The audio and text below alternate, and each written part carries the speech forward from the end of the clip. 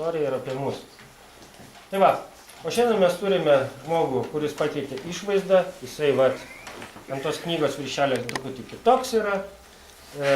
Knygos viršelis žiemos sezonas prasidėjo, ganėtinai toksai įdomus ir keistas. Ir kalba, kas mus žudo, klausia knyga. Nu, šitas žmogus atsakys, kas mus žudo ir taip, ne?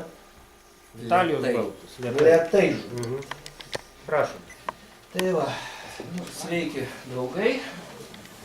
Bandysiu papasakot, kas žudo, bet iš tikrųjų tokia šitos paskaitėlės priešistorė, tai yra iš tikrųjų šita medžiaga, tai dar nėra tas pristatymas, kuris vyks kovo 19 dieną knygos. Jis bus šiek tiek kitoks, tai yra paskaitėlės šita medžiaga, tai yra skaidrės, kurios čia yra, jos buvo daromos paskaitoms dienos centruose, mokyklose ir galbūt šiek tiek pačiam lūnį formatui pradėt pasakot, kaip atskirti ten gerą kiaulieną, ten gerą jautieną nuo žmogaus. Aš nemanau, kad galbūt tai būtų visiems įdomu, nes vis dėlto apie savo sveikesnę mitybą pradeda žmonės dažniau galvoti tuomet, kai jau kas nors suskausta. Nes čia pagrindė visi dar bent jau matosi, kad jauni ir sveiki. Tai aš tada bandysiu padaryti tokį miksą. Tai yra, kai ką aš paimsiu iš tos savo paskaitos, kurią aš skaitydavau, kaip sakiau, dienos centruose skaitydavau, o kai ką aš papasakosiu tiesiog iš to, kas galbūt ir knygui, bet iš to knygų yra, knygeliai, gaila, sakykime, gal knygelė gavosi plonesnė iš tikrųjų negu norėta, bet tai yra tam irgi objektyvios priežastys buvo, nes kaip visą laiką, kai yra kas nors, kokia nors leidinys paruošiamas, iki to momento, kai jis atsiduria spaustuvė, visą laiką visos sąmatos pradeda, tai yra galimybės pradeda mažėti, o sąmatos didėti. Nu, bet bent jau pavyko išleisti knygą, kuri yra faktų knyga. Vėlgi, vis dėlto apie knygą šiokią tokią priešistorę galiu papasakoti. Iš tikrųjų, tai yra netyčiukas. Netyčiukas tąja prasme, kad aš visiems daugiau rašiau apie socialinius, ekonominius dalykus. Ir vis stengiausi, kad būtų suprantamiau, stengiausi pateikti kokį nors tokį gyvą pavyzdį. Nu, kas yra gyviausia, kokie yra gyviausi pavyzdžiai, tarkim. Tai yra, visiems valgom mes visi. Ir pavyzdžiai iš maisto pramonės, kaip maisto pramonė užsidirba pinigus, kokiais būdais užsidirba pinigus, kaip jie visiškai atitinka teiginį, kad kapitalas visą laiką, visuomet, esant didelio pelno perspektyvą, jisai niekada nesustoja ir jisai pasiruošęs eiti bet kokį nusikaltimą. Tiesa, galbūt apie nusikaltimus mes kalbėsim perkeltinę prasme, nes vis dėlto reikia pasidžiaugti, kad mes gyvename šalyje, kurioje maisto saugos klausimas nėra vis dėlto toks opus, kaip tarkim Jungtinėse Amerikos valstijose. Iš tikrųjų, mūsų padėtis yra geresnė. Tačiau apie nusižengimus mes tikrai kalbėsim, apie gudrybės mes tikrai kalbėsim. Ir kalbėsim, kaip ir sakiau, kad bus paskaitos medžiaga, tai yra bus vaizdai paskaitos, bet aš prie tų vaizdų kažkiek tai pridėsiu to, ko čia nėra. Taigi apie maistą. Nu, dar irgi labai toksai įdomus yra faktas, kad žmonės pasirodo tapo civilizuotais, tai yra žmonės tapo, net ir biologiškai tapo homo sapiens. Nemaža dalim Harvardo universiteto mokslininkai yra atlikę tyrimus, nemaža dalim dėl to, kad jie pradėjo gaminti maistą, kad jie nustojo vartoti tą maistą, kurį suranda. Kaip pavyzdys yra, buvo paimamos šiuolaikinės beždžionės, tai va šiuolaikinė beždžionė yra 48% savo laiko paros skiria maitinimuisi.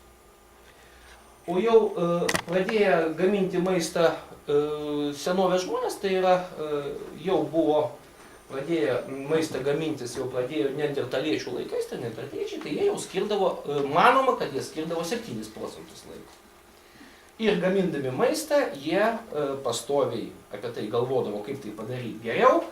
Ir be abejo, tokiu būdu vystėsi jų smegenys. Nu ir kitas yra fiziologinis dalykas, kad žmonės, kurie, tie pirmykščiai žmonės, kurie atsisakė to kieto šiurkštaus maisto, laikui bėgant prarado būtinybę, neteko būtinybės turėti kramtymui skirtus raumenis stiprius ir taip atsilaisvino vieta augti kaukolei. Net ir toks yra Harvardo mokslininkų, yra būtent toks tyrimo toksai rezultatas yra. Tarp kitko, šiuolaikinis žmogus maistui vartoti skiria 4,7% savo viso laiko.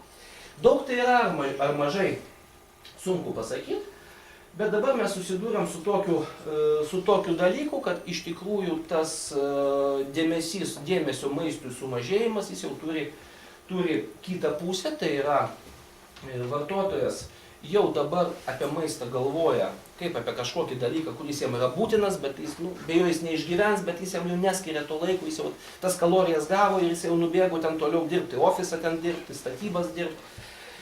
Ir šituo labai puikiai naudojasi būtent maisto pramonė, nes maisto pramonė iš tikrųjų yra pastatyta ant to, kad žmogui pateikti kuo patogesnį produktą, patogesnį vartojimui produktą ir pelningesnį savo. Ir dėl šito atsiranda šiokios tokios blogybės, kažkas sako, tai yra šiokios tokios, bet kai kas jas suabsoliutina ir pradeda vadinti 21 amžiaus marų gali net vadinti, aš mačiau tokius vertinimus. Atsiranda be abejo poreikis tą maistą kažkaip išsaugoti, kažkaip nuvežti. Plius yra centralizacija. Centralizacija tai yra siekis pradėti gaminti maistą. Centralizacija tai yra didelė gamykla, tai yra didelė kompanija, kuri per savo kiekius pasididina savo pelną. Ir atsiranda būtinybė pagamintą maistą vežti per pusę pasaulio. Tam vėlgi atsiranda tam tikra chemija.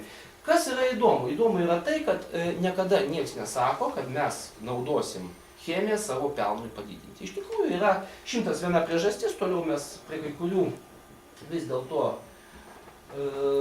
priedų mes vis dėlto gal ilgiau apsistosim, tiesiog jūs pamatysit, kad visą laiką buvo teiginiai, kaip jie įvedami tie priedai, tarkim, į rinką, arba technologijos tam tikros, bet ne tik priedai yra iš tikrųjų, nes priedai tai yra tik tai viena dalis šiuolaikinės maisto pramonės. Yra dar tokios technologijos kaip švitinimas, yra technologijos tokios. Yra ne pačiam maiste, bet tarkim, pakuotė esantis, paviršiniai konservantai įvairiausi. Tai čia dar antra dalis, trečia dalis, pati pakuotė yra ketvirta dalis, kuri irgi yra teigiama, kad ji yra tokia daroma dėl to, kad apsaugot vartotojus, mūsų vartotojus, apsaugoti nuo kažkokių tai blogybių. Ties to mes dar mes sustosim. Ir pamatysit, kad nebuvo nei vieno tokio priedo, kuris būtų įvestas į rinką ir pasakyta, mes įvedam šitą priedą, kad turėtų kuo daugiau pelno. Taigi, jeigu apie įžangą, tai manau, kad kol kas tiek, todėl bandykim mes pereiti kaip dabar šituo gyvu. Taip, šito aš kol kas, kaip man perbėgti per vieną. Nes šitą ko gero... Rodiklytė ant klaviatūros. Rodiklytė ant klaviatūros. O, koks aš protingas, kai kas nors pasako. Pirmą tą skaidrę kompanijų aš dar paskui atsidarysiu. Iš tikrųjų, ta skaidrė kompanijų, ji yra ko gero visiems matyta, mes prieisim prie Monsanto. Tarkim, vienas iš tokių pavyzdžių, kuris man labai patinka, jis iš tikrųjų man labai yra prie širdies, nes praktiškai pakanka papasakoti būtent apie šitą vaplieną, tai yra spartamas saldiklis toksai, kuris yra 200 kartų yra saldesnis už cukrų, užtenka papasakoti apie jį ir praktiškai visas vaizdas šiuolaikinės tos didžiosios maisto pramonės jis pasidaro aiškus. Taigi aspartamas. Ko gero mes visi, nebent tarp mūsų yra radikalių, ekologiškai nusiteikusių žaliųjų arba sveikuolių, užbaigtų sveikuolių tokių jau, kurie sveikuoliai nuo pirmos ląstelės, visi kiti aspartamą vartoja.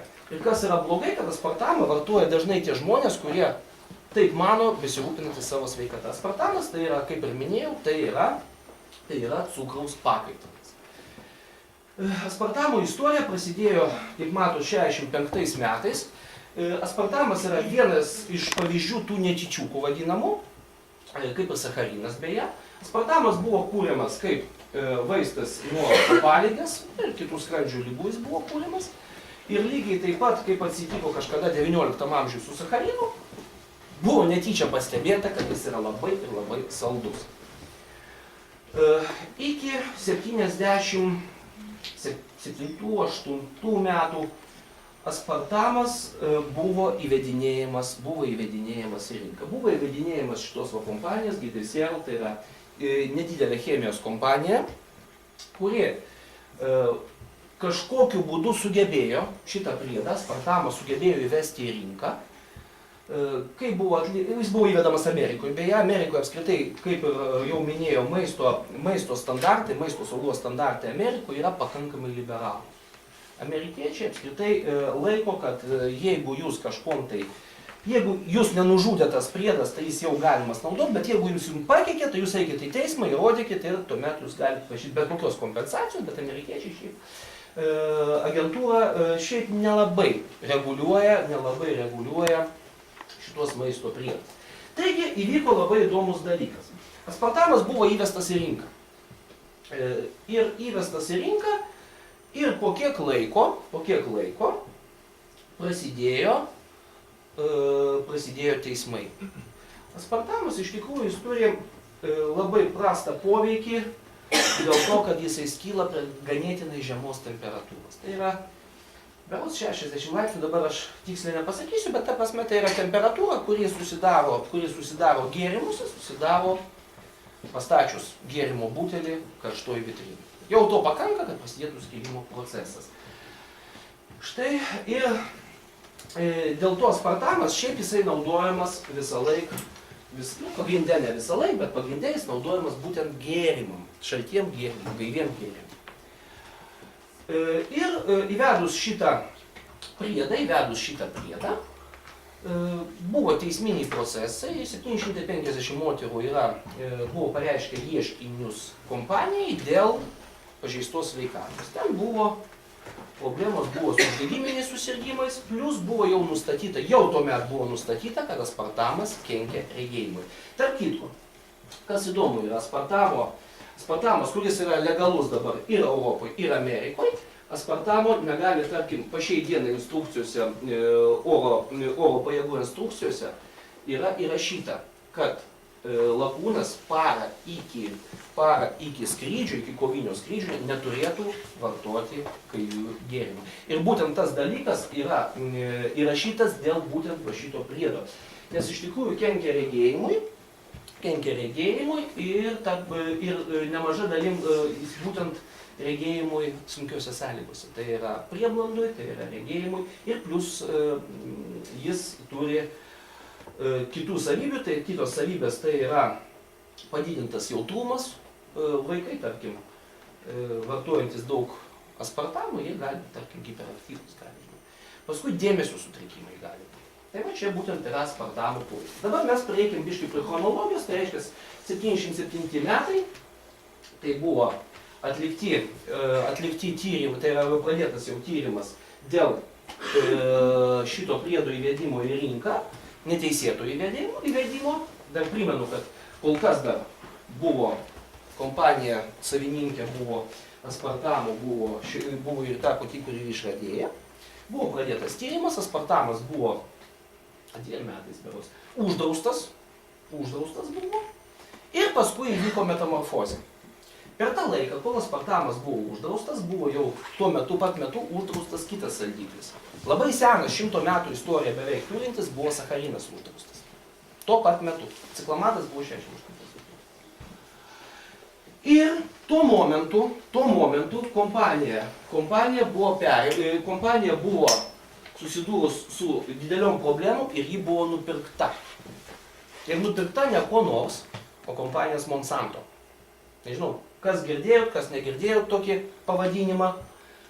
Dabar jis daugiau žinoma, šita kompanija iš tikrųjų daugiau yra žinoma pagal, tai yra iš savo darbo GMO srityje, tai yra akivaizdus GMO lyderis, bet tai yra chemijos kompanija, apie ją mes kalbėsim plačiau šiek tiek, ten irgi labai viskas įdomu. Taigi, kai tik Monsanto gavo visas teisės į šitą priedą, tai yra gavo kompanija atitinkamai teisės į aspartamą, staiga vėl buvo suteiktas leidimas tam pačiam aspartamui naudoti. Tai aspartamas tapo vėl legalus.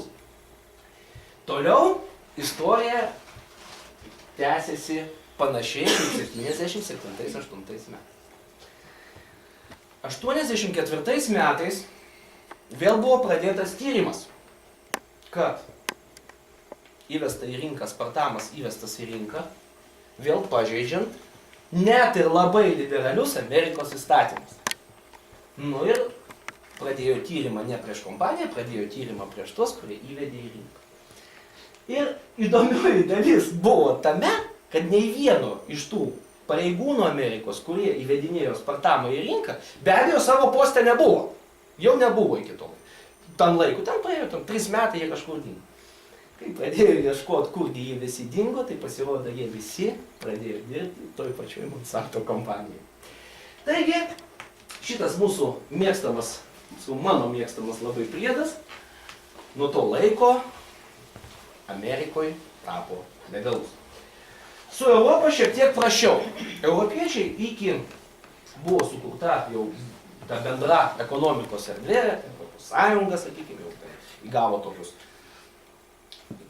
galias suvienodint visų valstybių įstatymus. Iš tikrųjų, aspartamas daugelį valstybių jisai buvo uždraustas. Šiaip labai yra įdomus dalykas tas, kad apskritai, jeigu mes kalbam apie maisto priedus, tai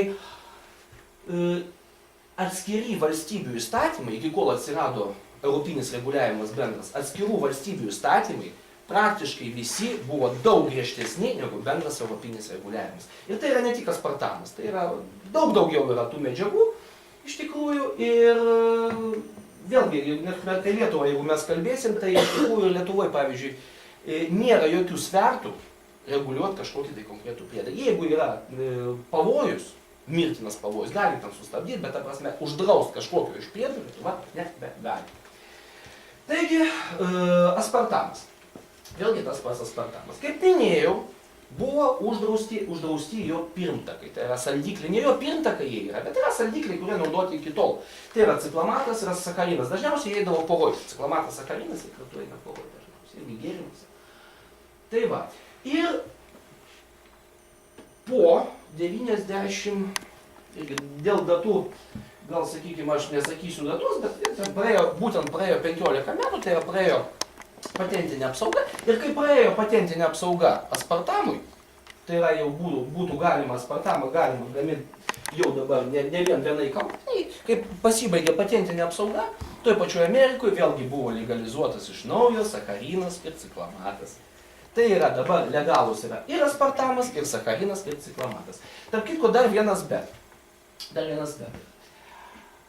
Kad Europa vis dėlto iki galo su to aspartamo nesusitaikė. Nu, vis dėlto visi supranta, kad medžiaga tai nuodinga. Ir buvo atlikti tyrimai. Čia buvo onkologinis tyrimas, tiesa dar neįrašytas vienas tyrimas Skandinavijoje atliktas. Tai būtent yra dėl moterų sveikatos ir antras tyrimas Skandinavų buvo atliktas. Jie nepriklausomi vienas nuo kito. Ta prasme, negalima sakyti, kad mokslininkai iš Italijos ir Skandinavijos čia pradėjo kryžiaus žygį prieš aspartamą. Ne, tai yra du visiškai skirtingi tyrimai. 2012 metais iki Europos komisijos vis dėlto buvo prasimušta ir buvo pradėta reikalauti tą aspartamą vis dėlto drausti. Kas vyko toliau? Toliau vyko labai įdomi istorija. Toliau Europos komisija turėjo iki 2013 metų, 11 metų, nes jie turėjo iki 2013 metų, Liepos mėnesio turėjo būti pateiktos išvados dėl aspartamo. Mes sulaukėm 2013 metų, birželio Liepos mėnesio, kai turėjo būti išvados, išvadų nėra. Nėra. Europos komisija pratęsinėjo 3 kartus išvadų pateikimą. Galų gale, praeitų metų pabaigoje buvo pasakyti, žmonės mėlė aspartamas, viskas su juo yra gerai, valgykite sveikatą. O kai tekę skaityti tą diskusiją vis dėlto dėl aspartamo tų priešininkų ir šalininkų, šalininkų irgi yra, nes iš kur jie atsiranda irgi papasakosiu. Nes be abejo, ten yra interesai, yra ir tam tikros laboratorijos, tam tikros asociacijos, kurios atstovauja. Prasidėjo toksai puolimas. Autorius būtent onkologinio tyrimo. Jis buvo kaltinamas, kad jis yra radikalus ekologas, jis yra apskritai nusistatęs prieš maisto chemiją ir taip toliau, taip toliau. Nors paties duomenų niekas nekvestionavo iš tikrųjų.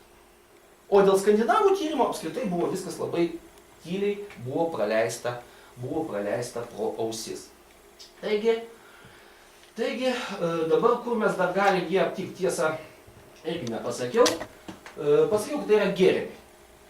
Kodėl? Aš pradžioje pasakiau, kad anaspartamo aukomis, ne aukomis, tampa dažnai žmonės, kurie pradeda rūpinti savo sveikatą. Nes aspartamas pozicionuojamas, kaip ir visi bėsladikliai, bet aspartamas buvo toksai Coca-Colos dėka. Jis buvo pradėtas pozicionuoti kaip visiškai nekenksmingas, skirtas tiem, kurie labai nori sumažinti savo svorį.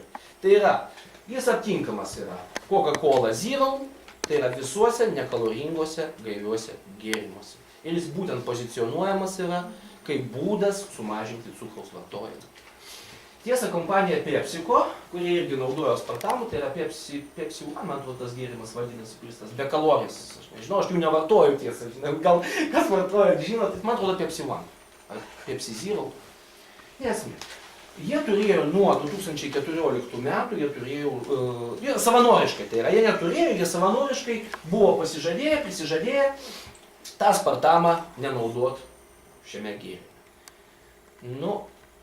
Tuo įsitikinti, vėliau aš jokios informacijos neradau, ar jie čia tą dalyką iš tikrųjų yra padarę, bet bent jau į tą mūsų, mano mylimą, karštai mylimą Mindaugo gatvės Maksimą nuėjęs, aš tai Pepsyje kažkaip ir pamačiau aš tą aspartamą.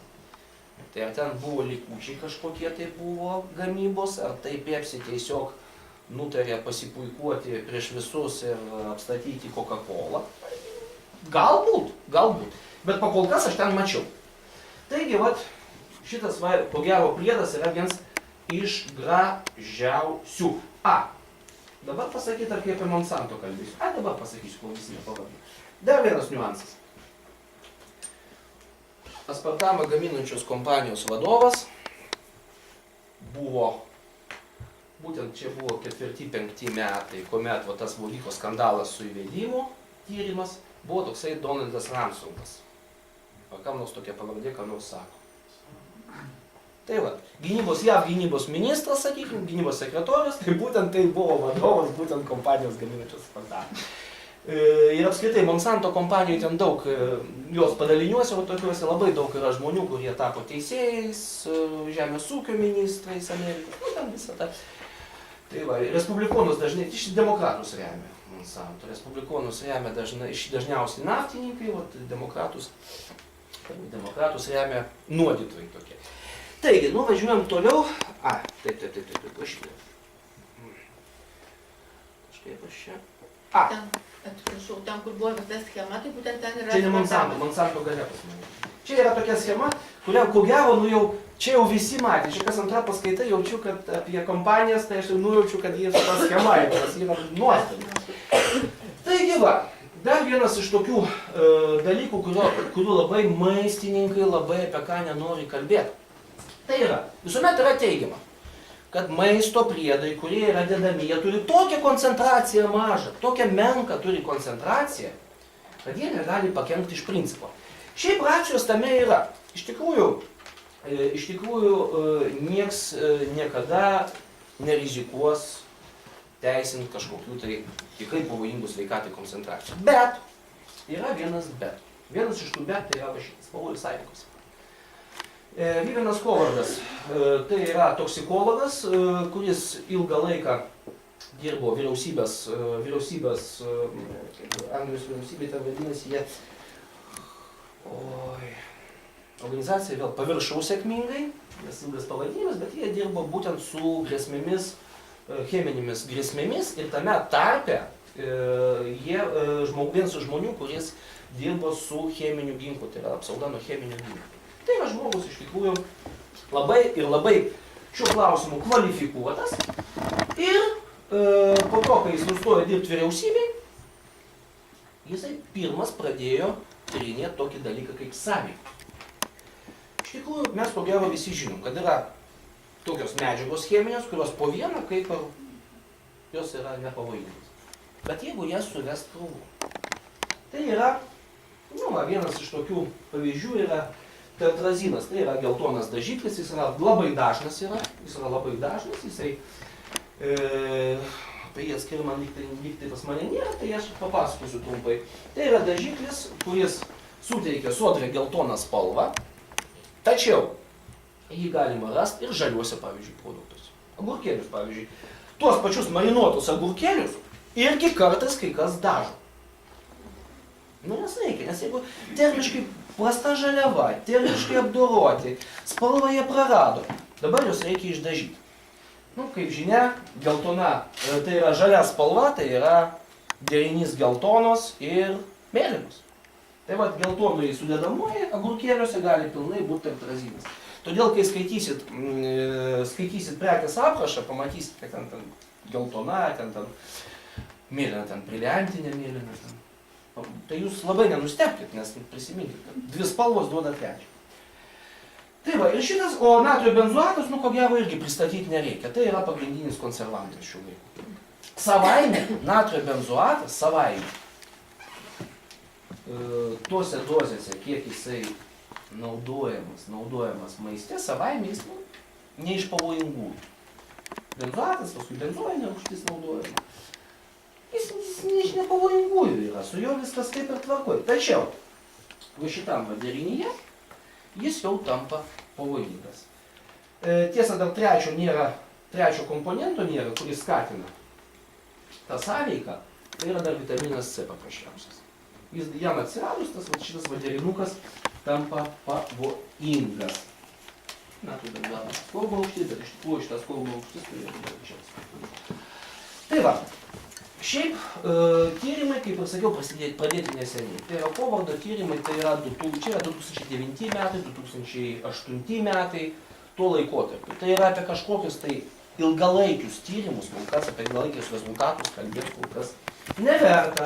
Tačiau tas pats Hovardas savo interviu yra pasakęs, kad jisai vengia visų produktų, kurie turi cheminius priedus. Aš tai nedrįstu abejot, šituo žmogum aš nedrįstu abejot vien dėl to, kad žmogus, kuris žino, kas yra kovinė chemija, žino. Tai manau, kad jisai puikiai gali suprast, kas yra toj maisto chemija. Taigi, čia, ko gero, būtų keista, jeigu aš nepradėčiau kalbėti apie šitą gėrį.